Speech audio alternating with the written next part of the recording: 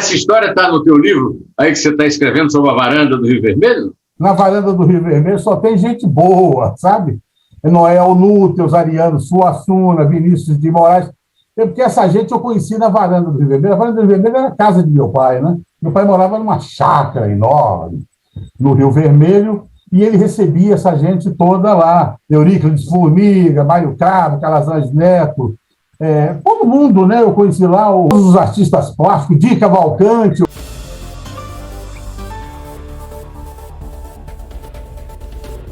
Boa tarde, meus queridos. Um especial Acepipo e Baiano para você. Antônio Lins, poeta, letrista, parceiro de grandes músicos, escritor e comentarista de rádio, né? E nós vamos ter um papo aqui sobre a Bahia de Todos os Santos e a progressista cidade de São Carlos, no interior de São Paulo, onde ele mora. Então vamos começar. Boa tarde, Antônio Lins, meu rei. Salve, poeta José Neumann de Pinto. É uma alegria falar com você. Alegria, prazer e honra. Vamos lá. O Antônio Lins, onde é que você nasceu, hein? Eu nasci em Salvador, na Bahia, no dia 13 de junho de 1950, por isso que eu tenho o nome de Antônio. Nasci no dia 13 de junho. Ainda bem que era Antônio, né? Pessoa se fosse grande santo, hein? Grande o Antônio, santo. Rapaz, Antônio simplesmente desenterrou um cara pelo cujo assassinato o pai era preso, e o cara disse, não, quem me matou foi outro, não foi o pai de Antônio, não, né? E aí, aí ele ficou, e também é uma figura ubíqua, né? Antônio é de Lisboa e é de Pádua ao mesmo tempo. Afinal de contas, você é de Pádua ou de Lisboa, Antônio? O Santo Antônio, o nome dele era Fernando Antônio, e o meu nome é Antônio Fernando. Eu não sou nem de Pádua, nem de lugar nenhum, eu sou da Bahia. Então você é um verdadeiro anti-santo. Anti-santo, completamente. Você não tem vocação para ser. Santo Antônio é algum. Eu sou algum. Ô, Antônio, quem foi Wilson Lins? Wilson Lins era um jagunço do São Francisco, nascido de Pilão Arcado, que virou jornalista e escritor. Ele era autodidata, né? Ele só fez um curso ginasial no Ipiranga, no ginásio de Ipiranga, na Bahia, e o pai dele formou todos os irmãos dele. Os irmãos eram assim, um era médico, outro advogado, e queriam forçar meu pai a se formar em alguma coisa. Ele falou, não, nada que está aí me interessa, eu quero escrever só, mas escrever não é profissão. E tinha um amigo de meu pai, que era jornalista, chamado Rafael Spínola, que era pai do grande epigramista Lafayette Spínola, que era muito amigo do coronel, dizia, não, deixa ele ser escritor, ele tem que se formar, ele só fez no ginásio, ele não pode. O coronel Franco era um dos coronéis mais importantes do São Francisco, né? Era o coronel Franklin Lins Albuquerque, foi ele que botou a coluna Prestes para correr, etc. Ele era um homem influentíssimo na Bahia, era o maior chefe político da Bahia. E dizia, não, ele tem que se formar. Aí o Rafael Spínola disse, não, deixe ele. Você tem ele dizia, o Franklin, você tem 4 filhos formados, deixe pelo menos um informado. E aí meu pai não se formou em coisa nenhuma, entrou no jornalismo, e foi do Jornal do Brasil, foi do Globo, morou no Rio de Janeiro há muito tempo, era correspondente do Globo, e trabalhou no jornal O Mundo, que era de Geraldo Rocha. Geraldo Rocha era dono do Mundo e da A Noite. E meu pai tinha uma coluna política no jornal O Mundo. Geraldo Rocha era tio do ex-governador da Bahia, Antônio Balbino, era um homem muito rico, etc. E dono de 2 jornais. Antônio Balbino também escreveu, mas não no Mundo. Antônio Balbino escreveu no... Antônio Balbino foi governador da Bahia, foi ministro da Educação, e era sobrinho do Geraldo Rocha. Esse era o Wilson Lins. Tem mais de 15 livros, romances publicados, né? É um escritor, e se meteu em política, né? Foi deputado por 20 anos, presidente da Assembleia, foi secretário de Educação e Cultura do governo de Juracy Magalhães, etc. e tal. Em 1971, ele deixou a política, ele falou, olha, não sei, isso aqui, ele não podia sair para deputado federal, porque o irmão dele, Teódulo Albuquerque, era deputado federal. Se ele saísse para deputado federal, ele ia derrotar, os dois iam ser derrotados. Aí, mas ele disse, olha, essa ditadura vai durar muito, eu vou pular fora. E vou ficar só escrevendo e no jornal, e fazendo meus romances e cuidando da fazenda, não quero mais saber de política. Em que o teu pai era melhor, Antônio? Em que o teu pai era melhor? Jornalista, colunista político, romancista, poeta, em que ele era mais hábil? Ele era mais hábil como cronista. Ele usava o pseudônimo Rubião Braz, e tinha uma coluna no jornal que fez muito sucesso na Bahia, e ninguém sabia quem era Rubião Braz. Ele botou o pseudônimo, você viu que o pseudônimo é Machadiano, né? Machadiano. O grande personagem de Machado de Assis, né? O grande Rubião. personagem de Machado de Assis, justamente. E ele usava o pseudônimo Rubião Braz, e o título da coluna era Política é o Diabo. E ele tocava o pau geral, né? Com um título desse só podia ser um sucesso. Você levou alguma surra na escola por causa das coisas que teu pai escrevia? Não, porque no caso de Rubião Braz, ninguém sabia quem era. Ele fez um acordo com o Dorico Tavares, que era o diretor, presidente, superintendente dos Diários Associados na Bahia, e disse, Dorico, é o seguinte, eu mando essa coluna para você, diretamente para você. Você não conte a ninguém quem é Rubião Braz. Então ficou muitos anos e ninguém sabia. Entendeu? Muita gente pensava que Rubião era ele, o Dorico. Muita gente pensava que Rubião era Otávio Mangabeira. Otávio Mangabeira passou por Rubião durante uma boa época. O Dorico Tavares é uma grande figura. Eu vi aqui em São Paulo, no Museu da Federação das Indústrias, a exposição da coleção da coleção de obras de arte de Dorico Tavares. Por exemplo, era um grande colecionador do Aldemir Martins, né, que foi muito amigo meu, grande figura, quer dizer, a primeira figura antológica, mitológica que passa pela nossa conversa aqui. Por falar em mito, e a tua mãe? O Dorico Tavares era o maior colecionador particular do Brasil, mais do que o Chateaubriand, que também era um colecionador. Ele tinha tudo, Portinari, entendeu? Ele era muito amigo de Portinari. Todo o dinheiro que eu dou, ele me disse isso uma vez, todo o dinheiro que eu ganho, eu compro quadros. Então ele deixou...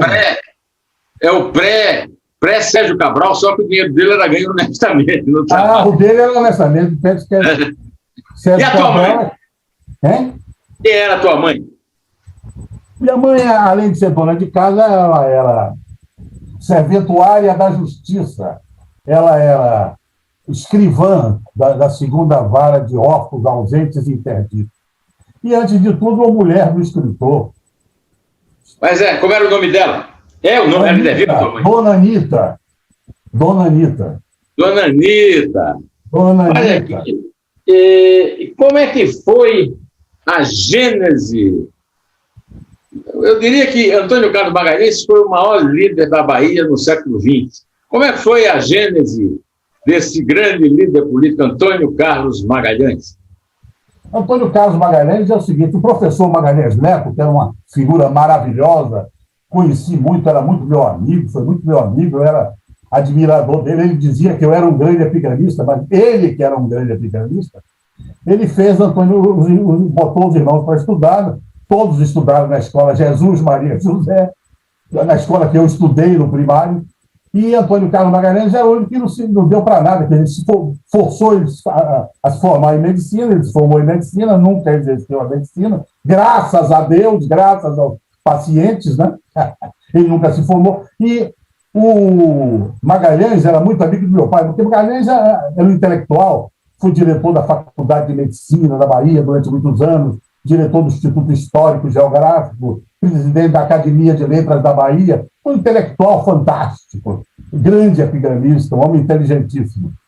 E ele disse, olha, eu só queria que meu pai se elegeu deputado em 1951. Aí Magalhães era muito amigo dele e pediu que ele arranjasse um emprego para Antônio Carlos na Assembleia. Aí meu pai nomeou Antônio Carlos a pedido de Magalhães, que ele queria se meter em política, queria fazer política. Magalhães já tinha pedido antes ao Dorico Tavares para arranjar uma boquinha para Antônio Carlos no jornal O Estado da Bahia. Porque os diários associados tinham o Diário de Notícias e o Estado da Bahia. Né? O Diário de Notícias saía de tarde, não, o Diário de Notícias saía de manhã e o Estado saía à tarde, circulava à tarde. Aí botou o Antônio Carlos lá, ele entrou como foca. Né? No currículo dele, ele coloca que ele foi redator do jornal. Nunca foi, era foca. Não sabe escrever, era analfabeto. Não sei como é que ele se elegeu, ele se formou em medicina. Mas aí meu pai colocou ele naquela época se chamava oficial de gabinete. A Cipone, naquela época, chamava-se oficial de gabinete. E aí meu pai colocou ele, meu pai primeiro secretário, primeiro mandato dele de deputado. Colocou Magalhães como oficial de gabinete. E aí Magalhães ficou grudado com meu pai para lá e para cá para conhecer os políticos, ele não conhecia ninguém. E Magalhães, como oficial de gabinete, um dia na Assembleia, à tarde, estava tendo uma sessão e estava discursando o deputado João Carlos Torinho Dantas, que você conheceu o filho dele, Sérgio, né? Isso. O deputado João Carlos Torinho Dantas. Na casa do Joaci Góes. Na casa de Joaci Góes, justo. Naquele porre que nós tomamos lá. Na varanda de Joaci. Grande figura. E o João Carlos Torinho Dantas discutindo, etc. E no microfone de à parte estava o deputado Fernando Jatobá. Aí Antônio Carlos se meteu, tomou o microfone de João Carlos, empurrou João Carlos. Vossa Excelência está mentindo! Foi um escândalo. Quem é esse homem? Esse homem é um louco. Meu pai teve que demiti-lo. Ele foi demitido. Acho que foi a primeira demissão dele. Mas ele continuou assessor de meu pai informal, né? Onde meu pai iria atrás, e por intermédio de meu pai ele conheceu o Juraci Magalhães. Aí ele grudou, largou meu pai, segurou ele. E ele era assim. Você lembra aquele personagem de Glauber Rocha, em Terra em Transe? Paulo Autran que fazia. Aí o cara dizia, em 1900 e tanto ele conheceu o fulano, traiu o fulano, aí partiu para o ciclano, traiu o ciclano, ele saiu traindo. Ele foi com o Juraci elegeu ele em 1955. Entendeu? Porque tem um jornalista aí que você deve conhecer, mineiro. Ô, Antônio, vamos fazer um parênteses. Explica quem era Juraci, talvez o único pode ter sido mais importante que Antônio Carlos. Quem foi Juraci Magalhães, um cearense que mandou na Bahia? Juraci foi primeiro interventor da Bahia com 20 e poucos anos de idade, era tenente. No Estado Novo ele era interventor. E foi um dos maiores líderes políticos da Bahia. Eu acho que foi o maior líder político da Bahia, era Antônio Carlos. Desculpe, Juraci. Bem que na Bahia tinha outro líder político também, que nunca quis se candidatar a governador, que tinha voto para burro, elegia todo mundo, chamava Manuel Novaes, um pernambucano. Manuel Novaes. Elegia a mulher dele. Conheci muito Manuel Novaes. Lembra? Ele foi deputado, não foi? Foi deputado, acho que por 15 legislaturas. Pois é, então, conheci muito Manuel Novaes, eu morava em Brasília, e era uma figura impoluta, fantástica, adorava, era um personagem Gabriel Garcia Marques, mais do que o Antônio Carlos. Enorme, grande. Você precisava escrever um livro sobre Manuel Novaes e a mulher dele, uma santa senhora. Nancy Novaes foi deputada federal com ele. Ele elegeu o Nancy também. Era paulista, se eu não me engano. Bem lembrado, rapaz. Você é um repositório de política da Bahia, Antônio Lima. Antônio de Lisboa. Juraci Magalhães era esse grande líder, um homem de bem, um homem sério, uma das maiores figuras.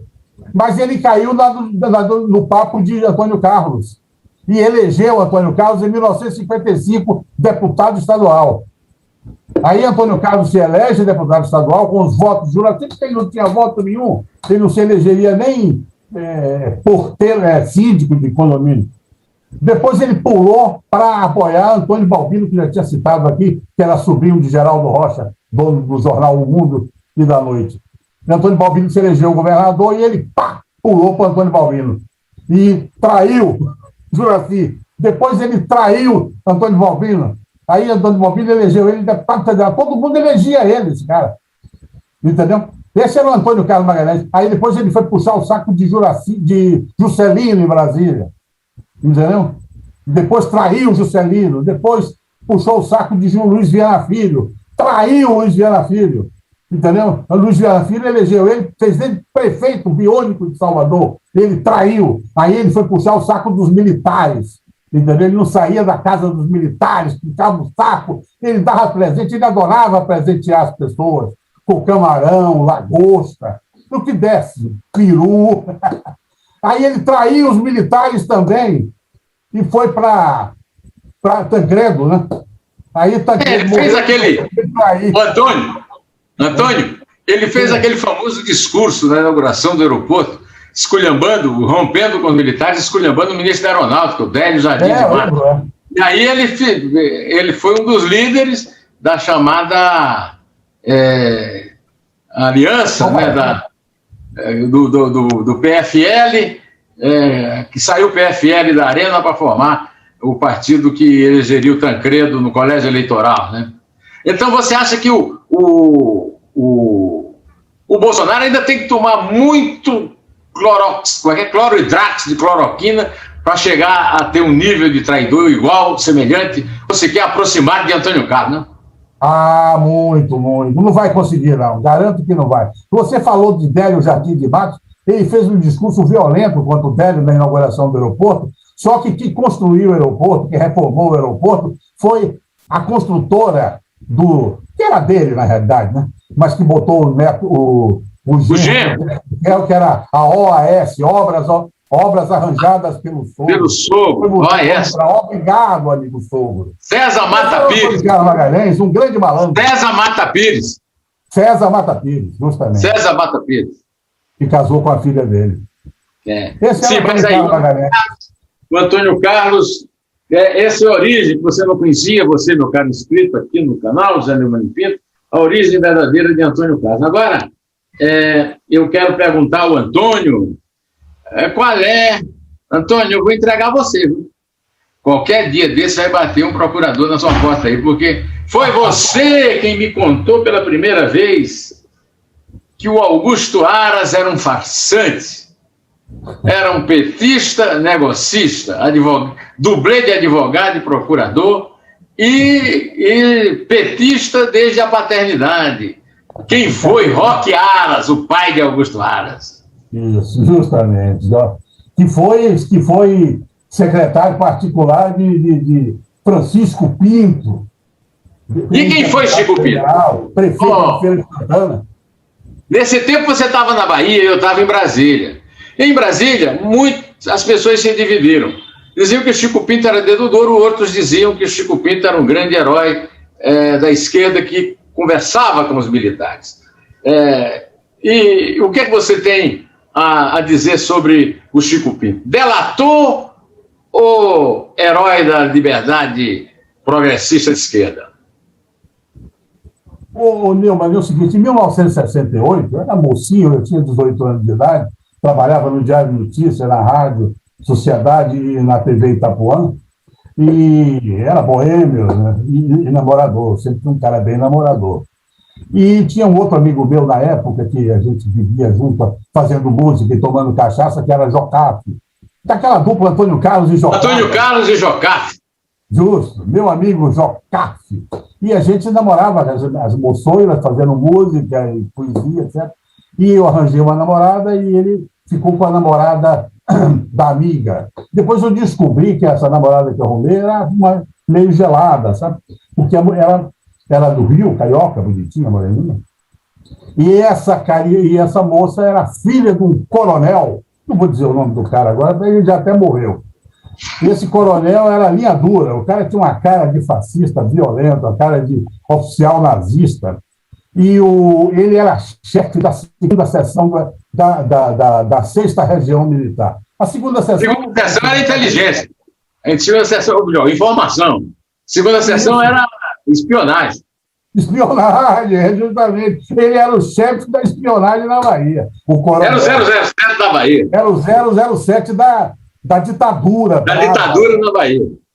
E depois eu namorei essa moça e descobri que ela era mulher do coronel. Eu falei, pô, eu vou entrar numa fria, né, pô? Eu era de esquerda, aquela coisa toda. E ela era filha almoçou, mas tudo bem. Eu nunca entrei na casa, ficava sempre no portão, e lá eu via entrar um monte de gente, sabe? Que eu estava no portão amassando a moça, no bom sentido, né? E entrava. E eu me lembro que entrou várias vezes na casa do coronel, ele ficava na rua Castro Neves, em Brotas, ao lado do hospital militar, o hospital do Exército, só tinha casa de oficiais do Exército. E ele morava em uma dessas, desse coronel, chefe da segunda seção. E entrava lá, sempre à noite, que eu estava lá, com a mocinha, e entrava o Chico Pinto. Eu digo, mas por que esse cara está fazendo aqui? Pelo que eu sei, ele é comunista, existe. Aí eu perguntei para ela, esse cara aí não é o Francisco Pinto, deputado, o prefeito de Feira de Santana, já tinha sido cassado. Ela falou, sim. Falei, mas toda hora está aí. Ele não é comunista. Ela falou, que comunista que nada. Ele é amigo de papai. Eu digo, nossa senhora.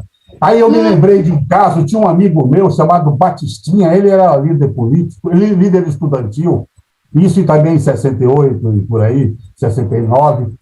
E Batistinha foi preso numa pensão que ele morava no bairro dos Barris, e quando ele estava lá dormindo, ele estava sempre dormindo e esperto, né? Ele viu que chegou aquela caminhonete utilitária, cheia de gente, ele pulou fora, saiu correndo, e entrou no galinheiro da pensão e ficou lá, cacarejando. Aí prenderam o Batistinha, levaram ele para lá, para algum lugar lá deles, deram os tapas em Batistinha, e ele começou a entregar, mas ele entregou não como... Eu não sei se o Chico Pinto entregou, entendeu? Não posso, ele não estava lá dentro, entendeu? Mas eu achava só estranho ele ir sempre na casa logo de quem? Desse coronel fascista, né? Coronel nazista. E o Batistinha, ele entregou o quê? Ele entregou o pessoal da direita, entendeu? Ele era de esquerda, ele não entregou os companheiros. Ele disse, não, fulano, era tudo outro lado. Eu duvido que o Chico Pinto tenha feito isso. O único cara que Batistinha entregou e que não era de direita era um cara que ele devia um dinheiro, entendeu? E o cara estava enchendo o saco dele e ele não queria se ver livre do sujeito, aí entregou eles também, como grande subversivo. Esse era o Chico Pinto. Agora, eu não estou dizendo que ele era dedo duro. Eu só queria que ele não pode falar mais, né, porque ele já morreu, mas dizer que diabo ele estava fazendo na casa do coronel. Escuta, essa história está no teu livro, aí que você está escrevendo sobre a varanda do Rio Vermelho? Essa história não está na varanda do Rio Vermelho, não, porque na varanda do Rio Vermelho só tem gente boa, sabe? Noel Núteus, Ariano Suassuna, Vinícius de Moraes. Porque essa gente eu conheci na varanda do Rio Vermelho. A varanda do Rio Vermelho era a casa de meu pai, né? Meu pai morava numa chácara enorme no Rio Vermelho e ele recebia essa gente toda lá. Euríclides Formiga, Mário Cabo, Calazans Neto, todo mundo, né? Eu conheci lá todos os artistas plásticos, Di Cavalcante, eu conheci. Tem até uma fase... Ele estava lá tomando vinho com meu pai, tinha tomado mais de 20 garrafas. Estava ele e o Cícero Dias. Aí minha mulher, que é mineira, e tinha ido para a Bahia comigo, passar uns dias lá, falou, eu não conhecia de Cavalcante, falou, aquele homem gordo, porco, mijou o banheiro todo, tinha uma barriga enorme. Aí eu falei, mas ele pode mijar, ele é o Di Cavalcante. Aí Di Cavalcante fez os desenhos lá, me deu. Então eu conheci todo mundo lá, né, Cícero Dias. Escuta, ele não levou nenhuma O Di não levou nenhuma mulata lá para essa... Nenhuma das mulatas. Marina Montini, aquelas mulatas do Di. Não, ele no telefone estava falando com alguém, sim. Ele até pediu. Mas isso era um clube do Bolinha? Não tinha mulher nessa varanda? Só tinha Bolinha? Nessa varanda não tinha mulher, não. Só tinha mulher quando a Estela Caymmi ia para lá com o Dorival, que eles iam para lá sempre, né? O Dorival, quando morou na Bahia... meu pai foi até o autor, porque Dorival duro, sem dinheiro, ia para a Bahia, alugava apartamento. Meu pai era deputado estadual, presidente da Assembleia, e fez um projeto de lei para dar casa para Dorival Caymmi. O governador era Luiz Viana. Aí foi aprovado, Luiz Viana sancionou lá o negócio, e mandaram que Dorival Caymmi escolhesse a casa. Ele escolheu a pior casa que tinha, a mais pobre, toda arrebentada, porque ele podia escolher a casa que quisesse. Né? E ele, naquela época, ele escolheu a mais humilde, porque tinha um amigo dele, que era dono da casa. Para ajudar o amigo com a grana. Não me engano o nome do sujeito, do amigo dele, era João K. Parece que era João K. John Carr, uma coisa assim. Aí ele disse, não, essa casa é maravilhosa, em frente para o mar, na Ondina, você vai adorar. A casa era dele, ele estava querendo vender. Fez a cabeça e Dorival Caymmi comprou. Quer dizer que tua mãe nem aparecia nessa varanda, não? Minha mãe, ela aparecia quando tinha a Zélia, Jorge, Zélia, Dona Juju, a mulher de Luiz Viana Filho, que Luiz Viana era muito amigo nosso. Qual Zélia? A Zélia Gattai ou a Zélia Suassuna? Não, a Zélia Gattai. A Zélia também é uma amiga nossa, querida. Como é que você virou o personagem de Jorge Amado, hein? Como? Como é que você virou o personagem de Jorge Amado? Eu virei porque na Bahia todo mundo é personagem de Jorge Amado, né? Não é nenhum privilégio. Aí Jorge me jogou lá, junto com Ildásio Tavares, Toninho Lins e Ildásio Taveira. Ele mudou o nome de Ildásio. Você conheceu o Ildásio, né? O poeta? Muito, muito. Escuta. Aí fiquei lá, fazendo dupla com o Ildásio Tavares. Galera, e o que é que aprontava esse teu personagem no livro do Jorge? Esse personagem comia todo mundo. Né? Era um derrafo. Eu era um compositor, Toninho Lins, estudante de Direito e um agitador subversivo, etc. E apaixonado por Ana Mercedes. Tinha um caso com Ana Mercedes. E Pena dos Milagres. Eu era essa figura que Jorge colocou. Agora, aí você conhece. Olha, tem umas coisas engraçadas na tua vida. Primeiro, Jesus Maria José é o padroeiro da cidade onde eu nasci, Iraúna. E outro que frequentava a varanda do Rio Vermelho e devia ser um dos personagens mais engraçados, o poeta, o folclorista, a memória absurdamente fantástica de Euríclides Formiga. Na verdade, Ferreira, que adotou um sobrenome do pai, não é isso? Euríclides Formiga estava lá, né? Contava história de Zé Limeira, hein? Justo. Euríclides José Ferreira é o nome dele. Euríclides José Ferreira. E frequentava lá. E você não sabia quando ele dizia um verso se era dele ou se era de algum poeta que já tinha morrido, recitando para ele, porque ele era médium, né? Ele era médium, justo. Sabe quem é que o Formiga inventou? O Formiga inventou José Neumann e Pinto. Jornalista José Neumann e Pinto foi inventado por Formiga. Ele nasceu numa cidade chamada Antenor Naval, na época, hoje, São João do Rio do Peixe, que era a sede do município. São João do Rio do Peixe. Eu nasci no distrito de Iraúna. E aí ele me contou, no dia que nós conhecemos, que tinha um adolescente muito chato que tocava Os Pobres de Paris no Pistão, na casa da irmã dele, que era minha tia Florípes e o meu pai, Zé de Anchieta Pinto. E ele, então, me levou ao Cláudio Abramo e eu me tornei jornalista em 1970. Aí uma história boa para você fazer um romance é que, exatamente 40 anos depois, em 2010, o filho dele, Kiko Formiga, vereador, me deu o título de cidadão paulistano, 40 anos depois do pai ter me inventado como jornalista em São Paulo. Agora, o que é que você se lembra das coisas fantásticas que o Formiga fazia? Eu, por exemplo, vi um dia um poeta pernambucano dizer um longo poema e ele dizia, esse poema, esse poema é meu. E aí disse o poema do cara inteiro. O cara enlouqueceu. Aí disse, não, eu decorei, para com isso. O cara não acreditou, ele disse ao contrário. Você viu alguma coisa dessa? Se lembra de alguma coisa dessa? O Formiga, quando a primeira vez que eu vi Formiga, depois ficou meu amigo, era amicíssimo de meu pai, foi lá na varanda do Rio Vermelho, onde estava simplesmente, olha só que trio maravilhoso, Ariano Suassuna, Euríclides Formiga e o do Rio Grande do Norte, como é o nome dele? Poxa vida. Autor do Dicionário do Folclore, como é o nome dele? Autor de quê? Câmara Cascudo.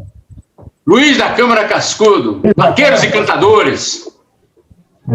E Formiga nos contou na época, porque Formiga, ele morou em Brasília durante muito tempo, né? Ele morou em Brasília. Trabalhava na Justiça Federal. Não, isso depois.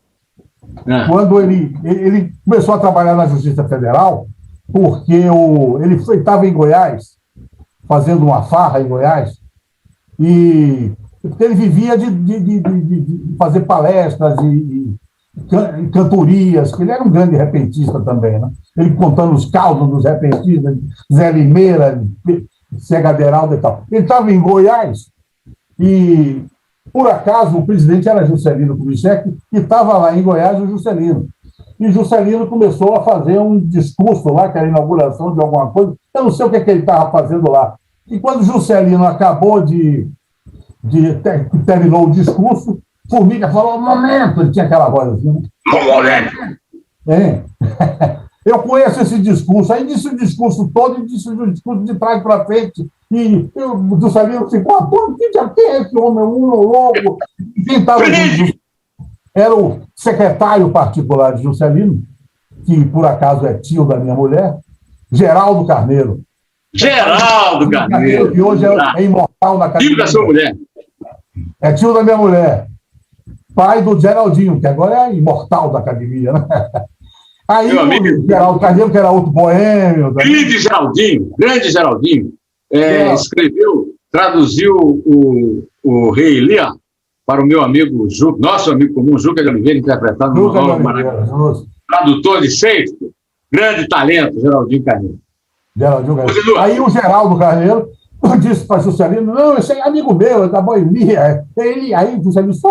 Aí Juscelino adorou, viu aquela figura e adorou, agarrou Formiga e não largou mais. E graças a essa amizade, Formiga conseguiu um emprego de diretor da Justiça Federal. Ele falou, eu tenho que voltar para São Paulo, porque minha mulher não suporta Brasília. Aí o Juscelino deu um emprego para ele e voltou para São Paulo. A mulher dele era sobrinha do maestro Guarnieri. Mãe de Kiko, de Fafá e de Miguel Vinícius. Miguel Poeta também, cantador. Poeta também. Genro de Ronivon.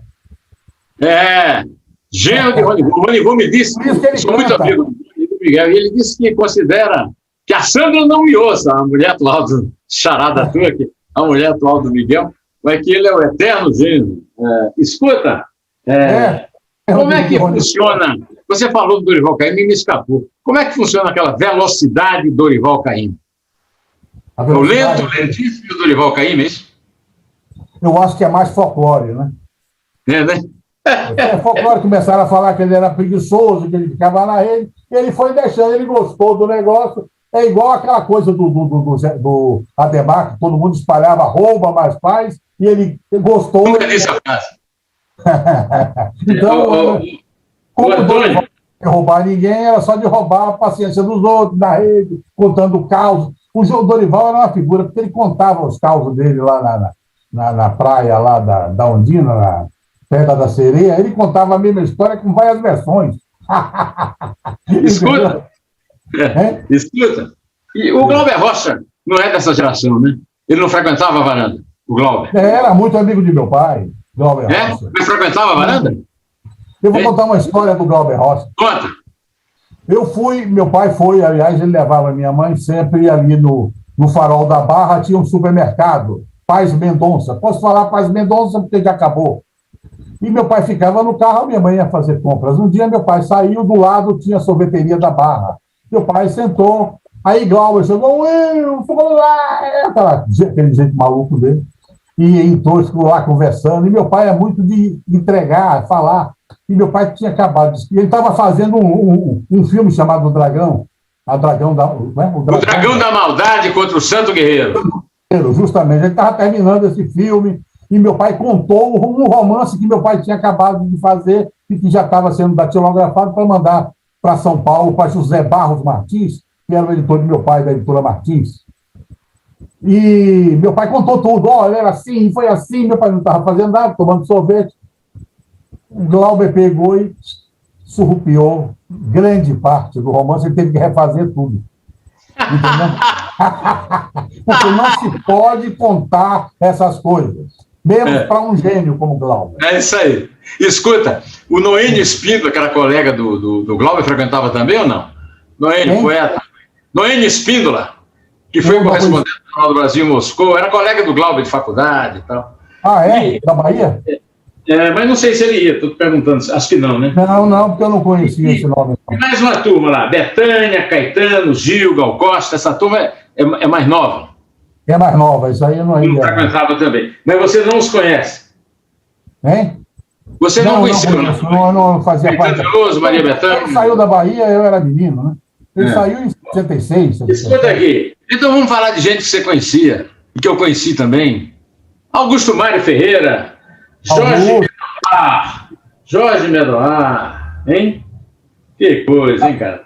Jorge Emílio Medoar, grande poeta. Ele tem um irmão que se meteu em política e virou deputado, aí aproveitava o nome de Jorge, porque o Jorge é Jorge Emílio Medoar. O outro era Jorge Francisco Medoar. Eles são do sul da Bahia. Jorge Medoar é uma figura espetacular, foi diretor. São Grapiúnas. Grapiúna. Como Jorge. O Mário trabalhou com ele, foi chefe de reportagem quando o Medoar foi diretor da sucursal do Globo em São Paulo. E eu conheci o Augusto Mário trabalhando na Manchete, com Salomão Schwartzman.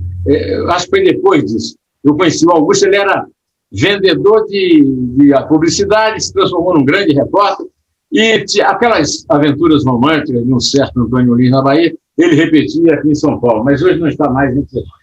Escuta, Antônio... Você sabe que Augusto Mário, além de dizer que é jornalista, quando aquele mineiro lá de Ponte Nova, como é o nome dele, foi diretor da sucursal, foi diretor de redação do Estadão, como é o nome dele? Eu estou ficando velho, estou perdendo a memória. Eu também. Essa entrevista aqui. O Tavares? Não, o Florisvaldo Matos. Hein? Florisvaldo Matos? Não, foi diretor da... Estadão, Florisvaldo foi do JB. É JB. Diretor da redação do Estadão era o Árabe, mineiro árabe de Ponte Nova. Foi ministro aí do... Miguel Jorge. Miguel Jorge chama Miguel João Jorge, pode se chamar João Miguel Jorge, João Jorge Miguel, é isso que é uma piada com o Miguel. Foi ministro do Lula. Foi ministro do Lula. Ele foi presidente da Auto Latina. Que a Auto Latina é aquela fusão da Volkswagen com a Ford. Com a Ford. E levou para lá para ser o diretor de jornalismo, o Augusto Mário. Ele foi ser diretor de jornalismo.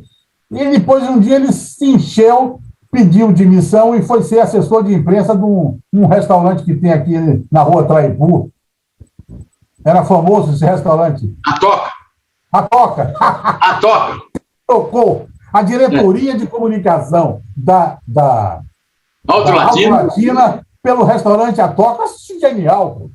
Sabe quem eu conheci na Toca? A Toca, 1970, não era na Traipu ainda, era na Cardoso de Almeida. Que eu conheci Benedito Rui Barbosa, o maior contador de história do Brasil, apresentado pelo Laudo Natel. Foi já personagem de Dois Dedos de Prosa. E nós contamos essa história. Que nós frequentávamos o Laudo, o Benedito e eu, o restaurante do Tito, A Toca. O cara chamava Tito, mas não é o técnico da seleção, esse bestalhão, não. De qualquer maneira, você foi amigo do Augusto, mas você tem outro ponto em comum comigo.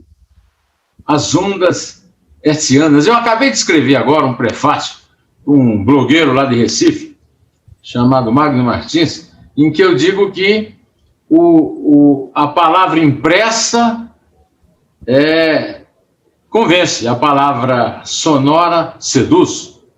Né? O rádio Eu comecei em jornalismo na rádio Caturité, que era uma rádio da Diocese de Campina Grande. Eu fazia um programa chamado Sétima Arte, com o grupo do Cineclube Glauber Rocha, que eu presidia, outro ponto comum nosso, o Glauber. Né? E você hoje é um comentarista comentado na Rádio Metrópole da Bahia, do Mário Kertz, não é isso? Mário Kertz. E como é que foi a tua... Você seduziu o rádio, ou o rádio foi seduzido por você, ou você foi seduzido pelo rádio? Eu trabalhei em televisão, trabalhei em jornal, né? E todos os veículos que eu trabalhei, o que eu mais gostei de fazer é rádio. Eu tenho uma verdadeira loucura por rádio, eu adoro rádio, eu tenho uma fascinação por rádio. Eu fiz rádio na Bahia, Rádio Sociedade da Bahia, eu trabalhei lá como redator e tive programa de rádio e tal. Depois que eu fiquei muito tempo, estive aqui na Rádio Atual. Tinha um programa lá, fui levado por um paraibano chamado Assis Ângelo, né? Assis Ângelo, queridíssimo amigo meu, mora até aqui pertinho do meu bairro, mas faz muito tempo que eu não vejo. Tá certo, viu? Tá certo, eu sei, tá certo. grande conhecedor de poesia popular, conhecedor de Amigo de Formiga, de todo esse povo, grandes violeiros, sabe, conhece tudo de música popular nordestina. Tudo. Eu, inclusive, quando ele tinha um programa na Rádio Atual, eu ia sempre lá, o programa dele era no sábado, ele me ligava, eu dizia, vem pra cá. Era no Centro de Tradições Nordestinas. Era de um sujeito aí, um picareta chamado, esqueci o nome do picareta, que era o dono da rádio. Hoje ele é dono de um partido político, botou a filha como deputada. Sim. Ela é a dona do partido. Zé de Abreu. Zé de Abreu, isso mesmo. Dono de um lugar chamado, como é que é? Não tem nada de nordestino. Não tem nada, ali é malandragem pura. Não comida nordestina, tem hambúrguer. E não tem música nordestina, tem sofrência. O cara tinha um programa que tinha uma audiência danada, aí depois ele deixou acabar tudo e tal, por causa de excesso de picaretagem. Escuta. Diga. Então hoje você continua um radiófilo. Eu conto causos e histórias da Rádio Metrópole, né? Só causos.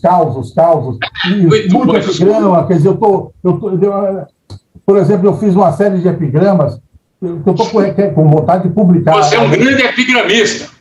Eu estou com vontade de publicar uns poemas, uns epigramas que eu fiz e que botei na rádio. Na rádio eu conto a história do epigrama todo, de Gregório de Matos até o último epigramista, que foi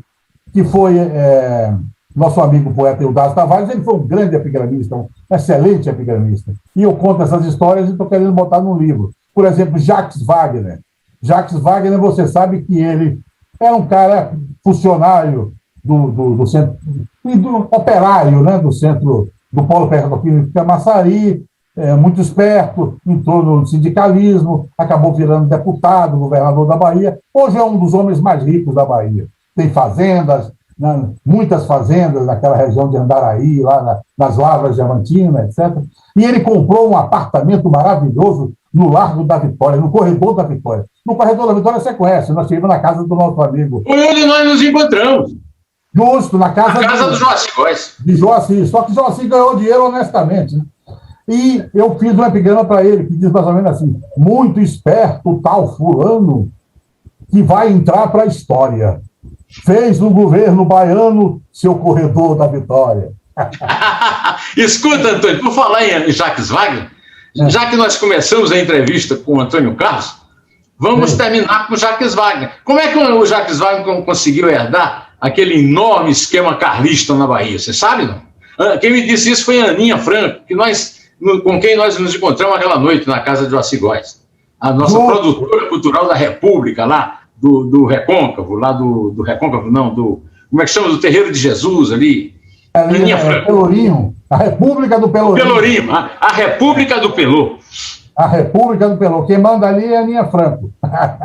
Ela sabe mais coisa do Jacques Wagner do que eu. Porque quando o Jacques Wagner chegou na Bahia, eu estava fora da Bahia. Entendeu? Então eu não segui a sua carreira magistral. Ele foi na onda do PT, né? Ele foi na onda do Lula. Essa mudança, assim como hoje, muita gente malandra se elegeu às custas do Bolsonaro, do bolsonarismo, né?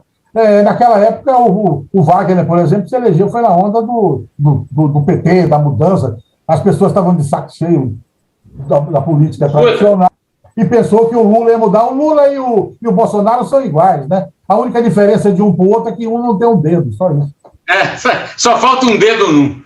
Escuta, e você também é compositor. Você fez letras para Luiz Caldas, para Chico Maranhão, né? E outros parceiros. Primeiro, você se dá melhor com a poesia ou com a letra? Segundo, é mais fácil fazer poesia ou letra? Terceiro, poesia e letra têm o que em comum e o que em incomum? Eu acho que a poesia é uma coisa, a letra é outra, né? Na minha opinião. A poesia é um negócio mais elaborado, mais trabalhado. A letra, eu acho que é a poesia informal, vamos dizer assim, né? O poeta pode fazer a letra como o Vinícius fazia, letras fantásticas, mas a letra é uma coisa e a poesia é outra, na minha opinião. A poesia... Mas a letra na música já pronta você manda uma letra e os teus parceiros põem a música? Tanto faz, tanto faz. Eu fiz muita poesia, muita letra, para letra mesmo, né? No caso de Luiz Caldas, por exemplo, aquele balanço dele, aquela coisa, eu fazia uma letra mesmo, né? Não era uma poesia, era um poema que era bem trabalhado. O seu poema você tem que trabalhar, essa coisa toda. Trabalhar as palavras, né? O ritmo, como dizia Bandeira, né? Você tem que ter mais ritmo. E a letra não, a letra é uma coisa mais solta, mais informal, né? Uma coisa mais... muita gente acha que é uma poesia a letra, né? É tão bonita, por exemplo, você pega uma música do Cartola, As Flores Não Falam, aquilo é um poema, né? Mas é uma letra. É completamente diferente, não foi elaborado, ele não era um intelectual, não era um acadêmico, ele era um poeta popular, né?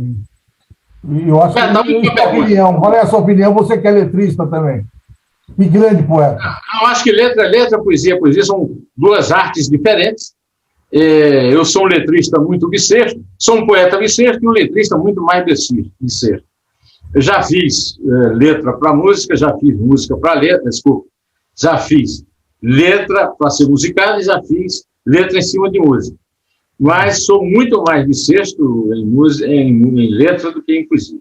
Agora, eu queria terminar sem deixar de satisfazer uma curiosidade minha, pessoal.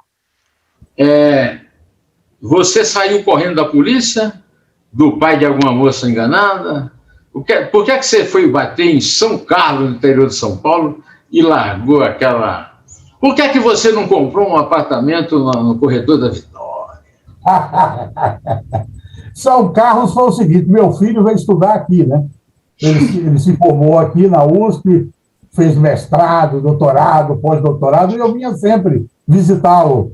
Aí, como eu estava querendo sair de São Paulo, e falei com minha mulher, vamos morar na praia. Ela falou, não, minha mulher é mineira, nascida em Belo Horizonte, e ela disse, não, eu gosto das montanhas, e tem umas montanhas em São Carlos, ela gosta mais, não gosta muito de praia. E eu gostei daqui, mas eu não moro na cidade, eu moro na rodovia que liga São Carlos a Ribeirão Preto. Era uma antiga fazenda de café da família Pereira Lopes. Inclusive, Pereira Lopes era muito amigo de Formiga. Não sei que coincidência. E fizeram dessa fazenda um condomínio. Você está entendendo? Um condomínio belíssimo, tem campo de golfe. Basta lhe dizer que aqui é o segundo melhor campo de golfe do Brasil, é aqui no condomínio. Você já disputou uma partida com Donald Trump, aí? Não, eu não jogo nem bola de gude, velho. Aí eu vim para São Paulo. E para terminar de vez, como é que está a tua relação com essa tua amante nova aí, a pandemia? Eu estou trancado em casa já desde o ano passado. Essa amante... Já tomou a vacina? Eu fico lendo, eu gosto de ficar na solidão, a solidão me faz bem. Você vai me entendendo? Eu fico aqui com meus livros, você vai me entendendo? Mergulhado... Já tomou vacina? Na minha... Ainda não tomei a vacina porque não chegou aqui ainda. Por enquanto, quem está tomando vacina é vereador, mulher de deputado, essas coisas. Depois chega para os mortais. Oficial de gabinete. Oficial de gabinete, Afone, essa gente toda está sendo vacinada. Olha, por mim essa conversa só terminava quando terminasse a pandemia. Mas eu vou ter que acabar por aqui, porque eu tenho tempo e os nossos inscritos também tem você. Você tem poesias a fazer, letras a compor, né? E tem que prestar contas aí a dona Sandra sobre as suas histórias do passado, hein? Aquele negócio do Jocafe, aquela coisa, hein? Claro, o Jocafe, que tinha uma bela mulher, Maria Creuza, né? Não era Antônio Carlos. Antônio Carlos. Mas não era Antônio Carlos. Casado com Maria Creuza. Isso aí. Eu falava, Maria Creuza, mulher de Antônio Carlos de Jocafe. Era uma suruba, não era um casamento, pô. Isso aí. Antônio Lins, foi uma maravilha conversar com você, e é sempre no nosso dia a dia. Um abraço grande, uma boa tarde e uma semana o mais possível que for benfazeja e feliz. Um grande abraço no nosso rei Arthur. Um beijo nele e um beijo em Isabel. Um grande abraço. Sim, dona Sandra também receba aqui o meu beijo agradecido pela participação especial.